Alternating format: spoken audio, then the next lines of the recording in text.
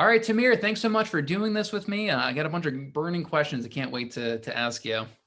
Sure. Thanks for having me, Malcolm. Good morning. Yeah, absolutely. Yeah, so I know Reel's been around for I think 8 years, but it hasn't quite been around in its like current iteration that whole time. It's kind of evolved over the years.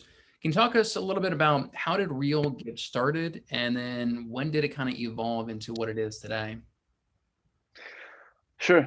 So, like any other company, it started with an idea and a dream, and we took it from there. So, in 2013, I actually sold my previous real estate company that was focusing on multifamily investments in Texas.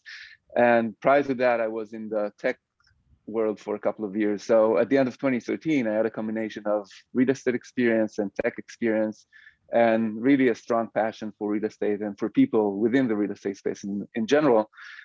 And I just found myself asking, why isn't technology really making a bigger impact on real estate, and why are people doing the same things that they have been doing for many decades, and why agents are getting so little value from a lot of brokerages, and why are they paying so much? And I just thought that as long as consumers want to continue and pay less for our services, and as long as this model where you rely on brick and mortar locations and manual labor for distribution of services remains the same, at some point, brokerages will not be able to sustain their operations, and they will go underwater. So I think that Real was born out of the very honest vision of making real estate agents' lives better. And to be a little bit more granular, we thought that agents deserved a better service at a lower cost. And at the same time, we wanted to create a brokerage that can scale rapidly and very efficiently, and can cope with the future of decreasing margins. And that's how we started the company back in 2014. Obviously, you go and you start with an idea, and typically that evolves, and a lot of startups are actually pivoting. We haven't pivoted even once. So we are still on that mission of making real estate agents' lives better. But I think that at the beginning, we just did not know everything that we know today about the industry, about agents, about how to grow a company, and we've made a lot of mistakes naturally. But I'm happy that we're here today. And you're right, Real was not as known as it is today, and we've been focusing the first few years really on the product and understanding what agents needed and how can we deliver that. And we weren't focusing on marketing, on our sales. We weren't focusing on agent count. We just wanted to create something that's really going to make the agent's experience great. And then at some point in 2017, we realized that, okay, we're building a product, that's great. We're adding agents just organically, but what else can we do for our agents? And one of the feedback that we received from agents is that they love the freedom and flexibility that we offer, because it allows our agents to build their business the way they want to. But at the same time, they're building our business and we're building it together. So why don't agents own a piece of the company they help build? And I thought that wasn't fair. And I went to our board and told them, hey, I think we should grant a certain percentage of the company to our agents who help us build the company, because they're partners in this at the end of the day. And they immediately said yes. And we were a private company back then, and we started granting stock options to agents. 2 years later, we analyzed how agents felt about it. And what we realized was that the vast majority of agents just didn't fully understand the potential of owning equity in a privately held company. So that wasn't making the impact that we wanted it to make. And we decided to take Real public. And we took it public in the summer of 2020. And since then, the entire growth trajectory of the company changed. And we started, that messaging really resonated with agents. We put an equity program in place. And we're just growing like crazy since. So I guess that what you're alluding to is the fact that it's a new company after going public. So we've been working for about 6.5 years until we went public. And then once we went public, it's like a new company, a new offering, new momentum, new people as well. We were 10 employees then. We're 55 today. It's not a huge team, but still, besides myself and maybe one other person, everybody else changed. So yeah, we're We're a different company right now. It's kind of a decision to be a little bit under the radar. We're not trying to engage in all of those talks about who's better and this company versus the other company. We're trying to focus on what we're doing, and I believe that if you're confident about the value that you're bringing and building, you do not need to mind the competition. So we're not on stage, we're not arguing with anyone, we're just focusing on building value for our agents. Nice. Yeah, I love that. Okay, so the summer of 2020, that was kind of the reinvention of Real and kind of a pivotal point in the trajectory of the business. Exactly. And so I think it's a good segue. You talk about the value that Real brings. So, if an agent gets their license, there's lots of franchise-based brokerages that they can join. There's a handful of cloud-based brokerages. What is Real's kind of unique value proposition? What makes Real stand out in kind of such a saturated market already? It's a great question. And I think that different agents join different companies based on different criteria. Some base their decision on economics, some on culture, some on a friend that switched and they attracted that agent to the other company. Some are basing it on technology a little bit. I think that we're very different in each and every aspect. First of all, from our vision to the economics that we offer, the opportunity, the early stage opportunity, obviously, as well, to the technology that we're trying to build and we have already built so far, to the culture that's very different.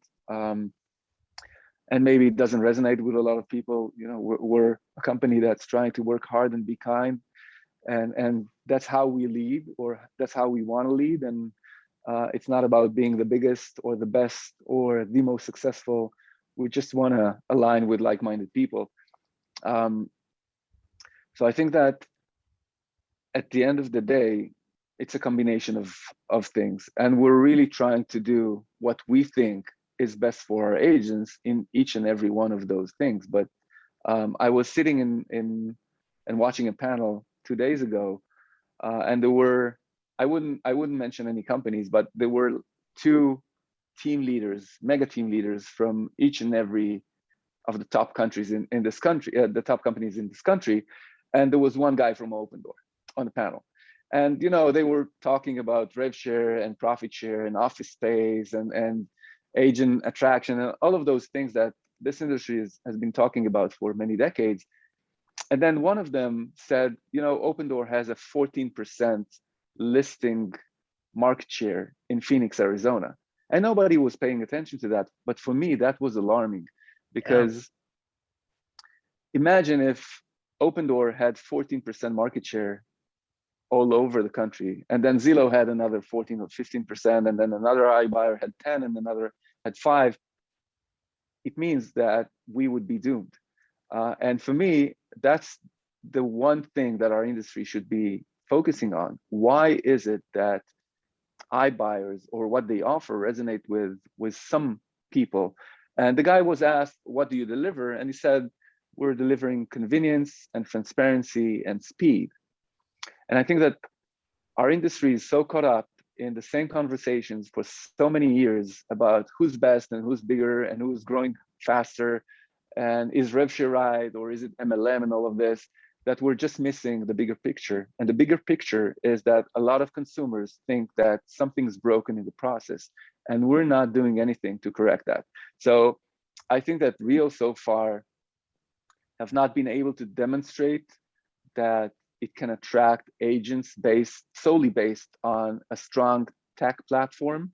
And that's unfortunate. We're working on that, but I think we will be the first brokerage that creates this amazing tech product that you cannot live without. But at the same time, Real is really looking at the consumer experience and how can we digitize some of it and deliver that convenience and transparency and speed, and at the same time leave the agents in the center of the transaction. And for me, the company that really manages to build it and in a great way will win the market. So I think that in a couple of years, Real will not be compared to some other brokerages like we are today. I think we will be kind of head to head with the Zillows of the world, competing over the consumer experience while making sure that agents are here to stay, because only a human agent can cater to humans that are buying and selling homes. Right. Yeah. I And I'm love sorry that was a long answer. No, that's good. The iBuyer thing really is concerning to me as well. I've heard once that in some cities, some markets, up to 25% of the home sellers get an estimate from an iBuyer before they ultimately sell the house. And so they're just using that as a lead magnet, and they're getting these leads and then selling them to agents if they don't end up buying the home. So it really is a industry disruptor. And so how is Real, I guess, helping their agents compete against the iBuyers? If an agent's at Real and their iBuyer is very popular in the market, how is that an advantage for the agent? So what iBuyers are trying to do today is go to agents and say, hey, you need another tool in your arsenal. When you are coming to a listing appointment, just show them an iBuyer offering as part of, I mean, you can list with the agent or you can take the iBuyer route. And it's always a discussion within Real, is this something we want to do? Because some of our agents actually are going to listing appointments and they're offering the iBuyer route because iBuyers are now paying some sort of a commission, or some of them are paying a commission to the agents. So I think that we cannot ignore it in the future. iBuying will be a part of it. It's probably going to be up to us to decide whether we want to develop our own iBuyer platform or offering, or maybe white label it from somebody else. But I think that at the same time, we need to understand what drives people to use iBuyers, and what are those things that they're missing in what agents are offering them, and how can we actually fix that? So again, it's the convenience and it's the speed and having control of the process. And if we as a company could think about a way to digitize the process and hand over the control to the consumers, and the transparency and the speed, and let them call the shots, and educate them on how things look and when they want to do things, and maybe even be a little bit more attractive on the price, then we will probably win or be able to compete with this iBuying model. But I think that iBuying is here to stay, and we cannot ignore it. Yeah, I think you're right. I don't think it's going anywhere, and you can't ignore it. So you mentioned that you're kind of kicking around the idea of maybe Real will have some kind of iBuying program. So I know Real just rolled out a brand new app, which I absolutely love. They just rolled out a web-based app as well, where you can access all your stats and numbers. And we're also quickly expanding across the country. I think we're in 40 states now, and we just opened up in Canada. So my question is, over the next couple of years, what are some of those other milestones that you want to hit with Real? In the next 5 years, what are some of the other projects that you're rolling out at Real that you can kind of disclose at this time? Sure. Typically when you ask people about milestones or goals, they come back with a numerical answer. So we want to be at 10,000 agents by the end of next year or something like that. I think we're looking at it from the other end. We're thinking that if we manage to create something that's extremely attractive, both for agents and for agents' clients, then this is what will be driving agents toward Real. And this is what will be driving clients to use Real agents. And this is what we're focusing on. We're focusing on building the value. In terms of agent count, which is kind of something everybody is looking up to, we're now at 3,100, a little bit over 3,100 agents. By the way, it took us about 5.5 years to get to the first 1,000 agents, then about a year and a half to get to 2,000, and then 6 months to get to 3,000. So you can understand the exponential growth here. But I think that, yeah, there's a good chance that in a year from now, we'll be at around 8,000 agents. But as a company, I think that our two main missions right now is, one, continuing to build an amazing agent experience, and we're still not there. And that's a combination of technology and a human team that can cater and service the agents that we have. We've, at the beginning of 2021, we actually analyzed the consumer experience or the client experience with a lot of other companies, such as American Express and United Airlines, and like all of those big names that you enjoy being a client of. And we said, okay, this is how we want the agent experience to look like. And we're still not there. We were so swamped with growth and kind of being tactical instead of strategic that we executed a little bit slower in that. So for me, the agent experience is a huge thing, and we need to continue and drive towards that. And then the consumer experience, for sure. And that's the goal for the next 2 years, I guess. Actually, tomorrow we're launching one thing that I'm extremely enthusiastic about. That's instant payments, and I'll just mention it in 2 words, just as a testament of the fact that we're trying to reinvent everything or challenge every single thing that is done in our industry. And one day we looked at the fact that brokerages are paying agents only at the time that a transaction is closed, right, which made a lot of sense in the past because brokerages did not want to take the risk of transaction not closing or maybe a commission changing. And we said, okay, why aren't brokerages paying agents along the life cycle of the transaction? Because as an agent, you work for many, many months with your clients, and then you have to wait for that end of the road to get paid, and you have no certainty about your cash flow. You cannot plan. I mean, you have a family, and you need to be able to plan accordingly. And then we said, okay, if it's risk, how can we actually mitigate risk, or how can we assess risk? Because there's so much data in the world today, data about people, about agent performance, about properties. So let's try and leverage data to minimize the risk, and let's offer our agents the ability to get paid 70% of the commission at the time that the property is put on a contract, rather than wait for closing. And we've built that system, and we're launching it tomorrow. And I think that this could be industry changing, because it's a new way of paying independent contractors in the real estate industry that's challenging the way that they've been paid so far. And for me, that's exciting. But that's just another pillar in that agent experience that we're trying to build. Yeah, that's pretty interesting. And I saw that it's actually in my app. There's like a page for that, I think, for that advanced payment. That's great. So it sounds like you're really focused on, instead of focusing on growth and expansion, you're really focused on the agent experience, consumer experience, and then like that growth will just kind of happen naturally just by focusing on that. Exactly. Yeah, I like hearing that. So one thing that kind of surprised me when I came over to Real is how much I really enjoy the culture of this company. And a lot of companies talk about how, we got culture, you should come join us for culture. But when you really kind of evaluate, what are they doing to encourage that culture? Maybe they have a poster in the back of the conference room with some, nice phrases on it. Maybe they have an award ceremony or something.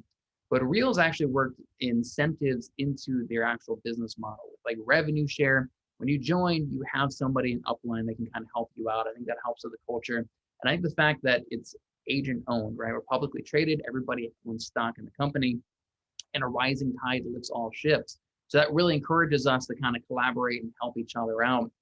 So one concern I have is as Real grows larger, we're at 3,000 agents. Once we hit 10,000, 20,000, 50,000 agents, what are some of the ways that you guys are going to be protecting that culture that we have right now and kind of further encouraging that culture as we get larger? It's an excellent question, and culture is probably the main thing that keeps me up at night.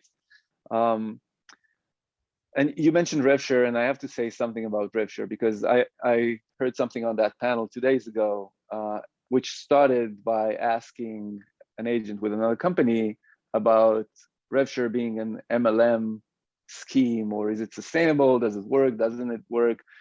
And I think that the way to look at RevShare is as a marketing expense. We're a publicly traded company. For us, RevShare is a marketing expense on our P&L. You can go and you can check it. And as a company, you can decide that you're taking $1 million every month and put it into advertising, advertise on Google and Facebook and wherever. And this is how you attract agents, through paid advertising to third-party companies. What we decided is that we do not want to pay those third-party giants. We want to keep it within the family. So why not pay our agents that amount of money in rev share? And this is how we attract agents. It's a marketing expense, and as a company, you can decide whether you want to keep it in-house or, pay third-party vendors. And I think that that's the right way to look at rev share. It's just a way of optimizing marketing expense and just keeping it within the family and just, benefiting with our agents. And I think that from a culture perspective, what we're religiously protecting is the fact that every decision that's taken in the company is driven by, is this good for our agents? Is this the right decision for our agents? And then the company comes second. It's always the agents first. And keeping the culture is fairly easy when you're 100 agents, 1,000, 3,000, maybe it's starting to get a little bit more challenging. But we do feel that the agents that are joining us right now are the foundations of this company. And if we're able to attract like-minded agents that are passionate about building something together, that believe in working hard and being kind and collaborating and helping each other and focusing on succeeding in real estate primarily, those people will likely be attracting like-minded people in return. And this is how we will continue and grow. Now, I think that if the company is driven by growth at all costs and adding agent count at all costs, that gets diminished. But as long as there's no pressure from anyone, from management, from board, from investors to grow at all costs and just add more and more agents, it provides us the comfort to go and really add the partners that we think are the best fit. And that's what's happening at Real. There's no pressure. We don't have a target of agents for the next year or two. We just think that we should be attracting the people that are the right partners. And whenever I'm talking to agents, I'm always saying, ask yourself, when you're talking to an agent that's interested in the company, ask yourself a very basic question. Is this person a future partner or a future problem? And you typically feel it in your gut. And if it's a future problem or you're not sure that it's a future partner, then it's okay to say no. It's okay to say, okay, maybe it's not a great fit. So I think that's what's driving us, and hopefully, maybe I'm naive, but hopefully that will help us protect the culture. Yeah, I love that. I love that you guys don't set milestones for how many agents you want by a certain date. I think you're right. I think that is going to help you attract the right agents, not necessarily the most amount of agents. That's pretty interesting. And to your point, I love revenue share. I think that, when a new agent comes in, being able to have at least one person in the company that they already know and have a sponsor that they can kind of use as a resource, I think that has an impact on the culture as well and kind of gets them off on the right foot. A lot of agents, they join a new company and they kind of get lost in the shuffle. So they at least have one person, maybe up to 4 or 5 people in their upline that can kind of help them out. So iBuyers are obviously a big industry disruptor, and I think this cloud brokerage model that Real's following is kind of an industry disruptor as well. And there's a lot of other disruptions in our industry. So kind of on a macro scale, what are some of the bigger trends that you're seeing over the next 5, 10 years? Where do you see the industry as a whole? Like you mentioned that our commissions are kind of getting reduced as well. Where are kind of those bigger trends going that you see in the industry? Yeah, well, I think there's a huge question mark around the real estate market in general these days because, I just watched the August numbers yesterday and prices went up by a little bit over 19% year over year. And that's staggering. I mean, that's not sustainable for sure. So I think that the future of the industry is closely tied to the reality of real estate and the job market and the overall economy. But if we exclude that for a second, yes, I think that consumers will continue and want to pay less. I think that if I'm looking at my kids that are in their teens now, and in 10 years or 15 years, they will become home buyers or first-time home buyers, I think that a lot of the things that buyers are going through these days will not be acceptable by those younger generations, and we will need to reinvent ourselves. Um, a couple of days ago, one of my sons asked me a question, and I said, just Google it. And he was looking at me like who's using Google? I'm using YouTube. So I think video is a huge thing, and it's a huge trend. And personally, I'm a big fan of video, and I'm not doing a good job on video because I don't know, I don't feel very comfortable in front of a camera. But I think that video will definitely play a bigger and bigger role, and agents that are not proficient at creating video content will probably be struggling. So I think video is a huge component in an agent toolbox. I think that on the brokerage side, brokerage automation through software is going to accelerate. So a lot of those functions that are now being performed by humans are going to be replaced by software. And maybe that's an outcome of the fact that, again, brokerage margins are decreasing and they need to optimize their cost structure. And obviously mobile, I mean, we've been talking about mobile for, I don't know, 15 years or so, but I think that the world will continue and go towards mobile more and more. And again, if we're talking about the buyers of 10 years and 20 years from now, they will need to manage the entire transaction on their mobile device. So those are some of the things that I'm seeing. And obviously, if I had a crystal ball, then it would be much easier. But I think that I'm sitting at a place where I'm receiving so many signals and I'm having so many conversations that at the end of the day, if you manage to disconnect for a second and step out and look at the industry, you can figure out how things are going to look like and try and build accordingly. Yeah, I love that. And I think you're right. Mobile technology is definitely going to keep going. Video and YouTube is definitely going to keep going. iBuyers are not going anywhere. I think the cloud brokerage model is definitely not going anywhere. And I'm seeing that in my market as well, with the commissions lowering just over the last handful of years. And one of the first things people look for is, how do I reduce my business expenses? And a brokerage like Real is, with such favorable fees and low caps, is a great way to reduce a huge chunk of your business expenses.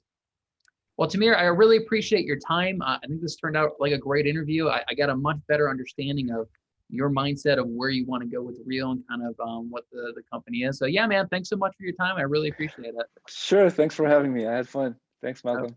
No problem. Thank you.